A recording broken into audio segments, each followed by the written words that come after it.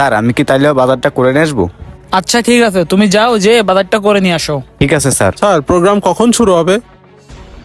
কি ব্যাপার, তুমি এখনো যাওনি? স্যার কোথায় যাবো, আমি তো আপনার সাথে মশকরা করছিলাম। তুমি আমার সাথে মস্করা করছো মানে? আমি কি তোমার বিয়ে লাগি? না স্যার, আসলে আমার ভুল হয়ে গেছে, চাকরিটা আমি করবো, আপনি আমাকে বের করে দিয়েন না। তুমি যে এই যে আজকে চাকরিটা ছাড়বা সেটা আমি আগে থেকেই জানতাম। তুমি কি জানো তুমি কার সাথে কথা বলছো? শোনো, তুমি আজকে যার সাথে কথা বলছো সে হলো এই রেস্টুরেন্টের ওনার। আর আমি অনেকদিন ধরেই খেয়াল করতেছি তোমার কাজের উপর কোনো মন নাই। তুমি যখন থেকে কাজ পারো না তখন থেকে এই জায়গায় আমি তোমারে রাখছি, তারপরেও তোমারে আমি কাজ শিখাইছি। আর আজকে তুমি আমার সাথে এই বেমানি করতেছো? স্যার আসলে আমার ভুল হয়ে গেছে, আমি আর কখনো এরকম করবো না, আপনি আমাকে এবারের মতো ক্ষমা করে দেন।